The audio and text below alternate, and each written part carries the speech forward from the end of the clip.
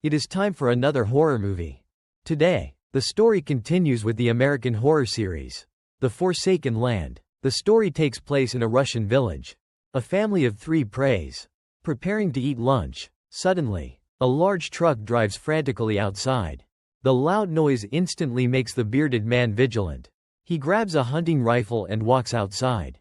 He discovers a truck broken down in his yard. The bearded man also sees a lot of fresh blood flowing from under the car door. He quickly opens the driver's side door. A woman lies dead inside. She has several knife wounds on her stomach. It appears someone fatally wounded her, accompanied by the cries of a baby. The man also discovers two children nearby. They are twins. One cannot imagine what the mother and her two children just experienced. Due to the sudden incident, the man quickly reports it to the local government. He sends the two children to be adopted by two separate families. Soon, 40 years later, the story continues. A woman named Marie hurriedly arrives at an office. The manager tells her that in a Russian village, there is a 1,000 square meter estate waiting for her to sign and claim. Marie does not want this inheritance at all. She only wants to figure out her background and how her parents died. So, under the manager's guidance, Marie travels alone to her hometown. The place is full of natural beauty, and the scenery is very picturesque. The Volga River flows nearby. But these villagers are not as enthusiastic as she expects. Marie just wants to ask for directions, but they all avoid and ignore her. Perhaps it is because Marie grows up in America since childhood and does not know much Russian. Just then, a truck drives up behind her. She guesses it must be the guide the manager introduced to her. But at this moment, the old woman who was aloof just now quickly stops Marie from getting into the truck and nervously says many things. Due to the language barrier, Marie does not understand anything. But from the old woman's expression, it is not hard to see she is very terrified at this moment. The driver says he is Anatoly. After the two briefly introduce themselves, she quickly gets into the car with her luggage. And this old woman is from the family who found Marie and her mother 40 years ago. Because Marie's home is quite far away, the driver tells her it is on an island in the middle of the lake. Marie also inexplicably feels a trace of fear, because she is afraid of water and cannot swim since childhood. Then, the car drives until night to reach the destination. Anatoly says the house is behind that patch of woods. It is the rainy season now. He says he will go check if it is flooded. After saying that, Anatoly gets out of the car. But even after 30 minutes passes, Anatoly still does not return. In the pitch-dark woods, Marie is also very scared. Suddenly, she also sees a person in white clothes walk past her. Marie closely follows that person. And after passing through the woods, she finally sees her own manor. It says Tchaikovsky's father's name. The estate is indeed very large. Marie walks several hundred meters more before finally arriving at the residential area. But no one has lived here for many years. Inside the house, it is full of dust. And it is both dirty and smelly. Suddenly, Marie hears some sounds. She thinks the driver is inside. So she starts searching everywhere. As she pushes open a bedroom door, a baby's cry comes from upstairs. Who's there? Marie carries her flashlight and goes to the room where the sound came from. She discovers this is a nursery. A doll lies on the floor. As she carefully examines the doll, a dark shadow darts past behind her. It is a person. Marie calls out as she chases after it. She says not to run, that she will not harm them. But when she reaches the end of the corridor, the person suddenly vanishes. At this moment, Marie turns around and is almost scared to death. She sees a woman with rolled back eyes standing opposite her, her entire body soaking wet. She does nothing but stares at Marie, scaring Marie away.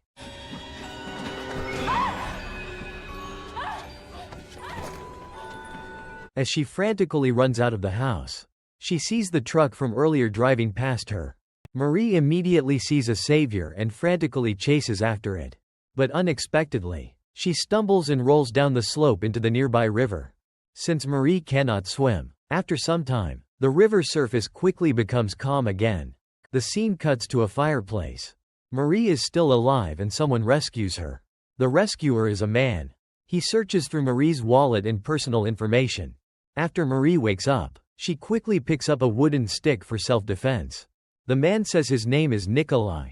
He says he just rescued her from the river. Despite this, Marie remains very scared, being alone with a man in the dark. As Nikolai gets distracted by a sound, Marie does not hesitate and hits him in the face with the stick. After a later explanation, Marie learns that Nikolai is her twin brother. He was also led here by the managing lawyer. He wants to investigate his origins and why his parents suddenly died. But with just a few words, Marie remains wary of this stranger. Time quickly moves to the next day. Nikolai says there is a generator in the basement and wonders if they can fix and start it before dark.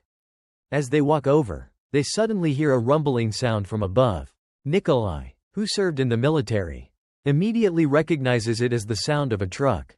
After getting the answer, Marie excitedly runs out. She wants to take that truck and quickly leave the place. Nikolai thinks for a moment and quickly stops Marie. He says the bridge is broken for some unknown reason. He says no matter who Anatoly is, he must be an accomplice. But Marie shows no fear, stating that they have a gun, so there is nothing to be afraid of.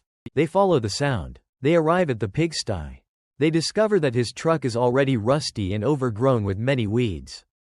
Nikolai says that it definitely is not this truck. But after Marie sees the interior and the pendant inside, she is very sure that she rode in this one when she arrives. As the two are confused, the sound of a baby crying comes from the nearby warehouse. Nikolai leads the way inside. They do not find the baby, instead, they find their father on the ground. Marie learns this from the name on the pendant on the corpse. Seeing the large hole in the skull, Nikolai deduces that a hunting rifle must kill the father. As the two are talking, Nikolai suddenly raises his gun with a serious tone.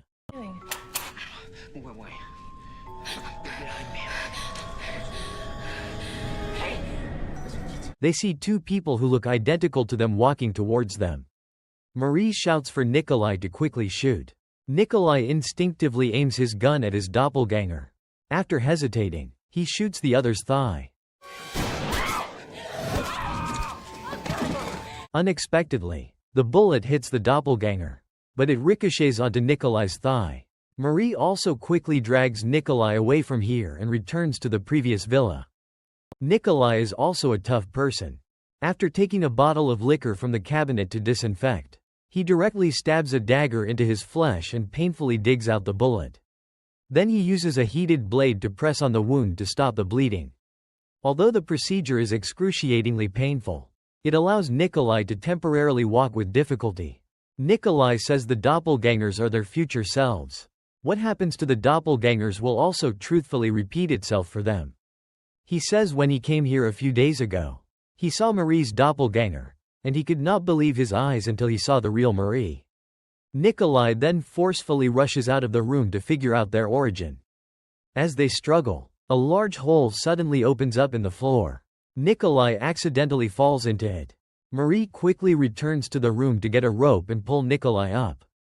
But when she runs out of the room and returns, she is stunned, as the hole in the floor has strangely repaired itself and vanished. This means she must face everything that happens next alone. Marie fearfully pounds on the floor.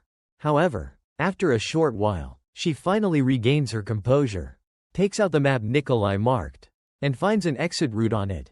She wants to leave this cursed place quickly while it is still daylight. Just then, Marie sees a figure enter the master bedroom. Judging by the clothes and build, it appears to be Nikolai. Marie follows closely, gun in hand, and enters as well. However, inside, she does not see any sign of Nikolai. Instead, illusions appear where her flashlight shines.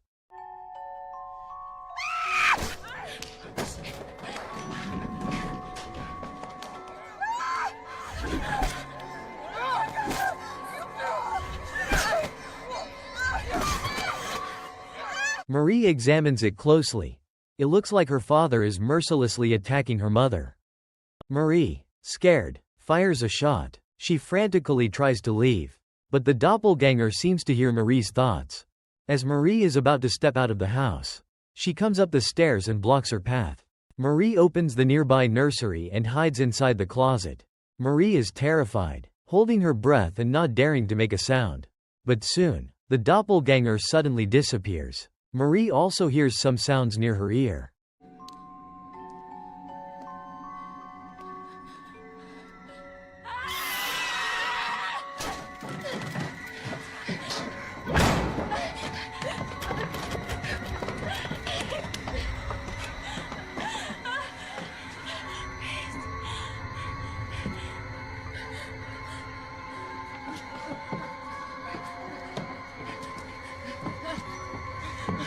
The doppelganger does not kill her.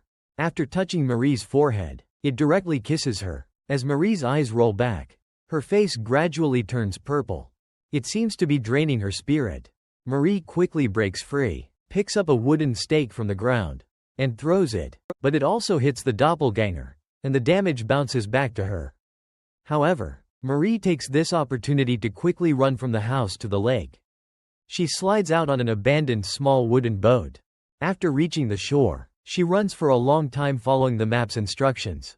And soon night falls. What makes her collapse is that she has not escaped her father's farm. Instead, she has returned here again. Looking at the eerie, terrifying small house, Marie feels like dying. She no longer cares and walks directly towards it. She is surprised to find that many white candles are lit around the house. She pulls open the main door. The house is brightly lit and music plays. As Marie walks over to examine it, she sees Nikolai surprisingly appear at the dining table. Nikolai tells her not to mind the decorations. He explains the place was like this when he arrived. The house refreshes and rearranges itself every day after midnight.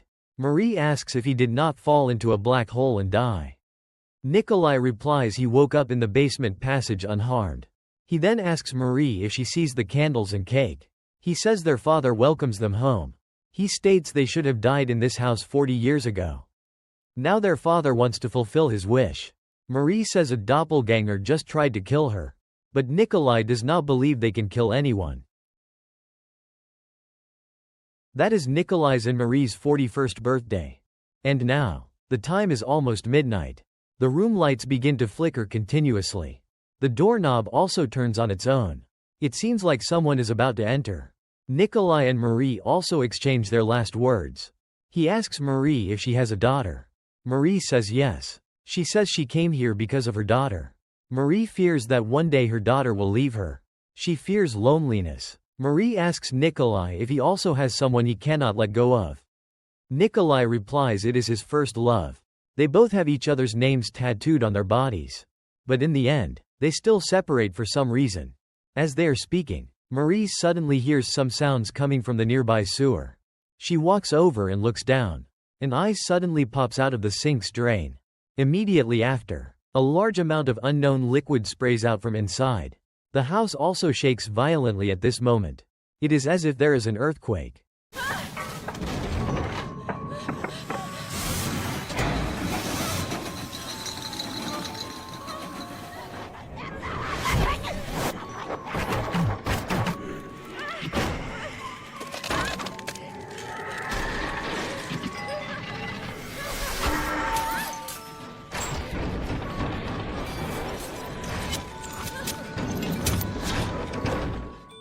When everything returns to calm, Nikolai and Marie are also shocked. The house is completely new inside, and everything is restored to its original state. The television, radio, and other things are all playing. It is at this moment they hear their mother's voice from upstairs.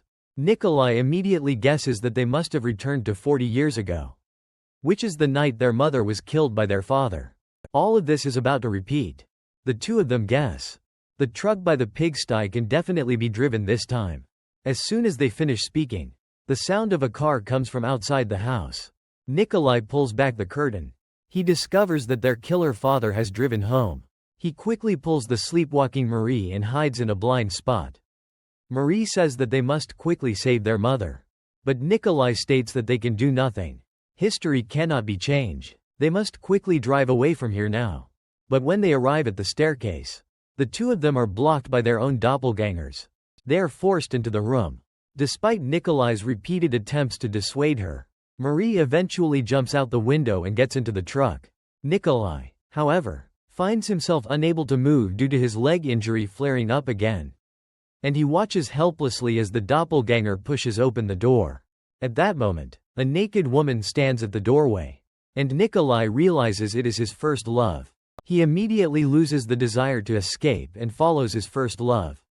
Hand in hand, back into the house. As they reminisce about their beautiful past, Nikolai suddenly realizes his first love has transformed into his father, which immediately startles him. Meanwhile, after killing his wife, the father emerges carrying 2 infants.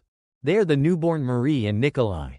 Seeing this, Marie quickly leaves the driver's seat and sits on the trunk. Soon after, she follows her father's truck back to the pigsty. She watches her father pick up the infant and walk inside, and Marie follows closely behind to see what the old man intends to do. As the child's cries grow louder, she discovers her father is pressing her into a water tank, attempting to drown her. This is also why Marie has been so afraid of water since childhood. Her younger brother Nikolai is also thrown onto the ground, about to be trampled to death by pigs. But at the critical moment, their mother, covered in knife wounds, runs in, and upon seeing this scene, he quickly uses the shotgun in his hand to end Nikolai's rampage. With a gunshot, Marie finds herself back inside the house. Her father sits at the table lighting candles for their birthday celebration. This must be Nikolai's ghost, because he is a violent maniac and has extreme control issues. He kills his wife in a fit of rage when she tries to leave home. Moreover, Nikolai's resentment is also very deep. Even after his death, he still wants to fulfill his last wish by killing Marie and her brother for a family reunion. Therefore, he transforms into a lawyer from the firm and lures Marie and Nikolai to this place. I thought your birthday would be a suitable time. We're still missing one member of the family. Emily, your daughter. As Marie struggles to push open the door, she sees Nikolai lying on the ground, succumbed to the wild by a wild boar. This bloody scene also makes Marie vomit. She quickly smashes through the nearby glass and jumps down from upstairs. As she drives the truck to leave the place, her mother outside frantically bangs on the car window, shouting for them to get in the car. However, Marie does not agree this time and drives away by herself. Driving at full speed, Marie finally arrives at the only wooden bridge to leave the area. But when she drives onto the bridge, she realizes the bridge is broken. Below, the floodwaters rage, and Marie plunges down. Due to not knowing how to swim, she eventually dies. The film ends with a monologue from Marie's daughter, Emily. She says that after her mother's trip to Russia, she knew she would never return. However, she wouldn't look for her mother, and she would never know what happened to her mother. She let the past stay in the past. The film's general message is that the past should be forgotten, and it is best not to know what is unknown. Otherwise, unnecessary trouble will eventually arise. The movie ends here.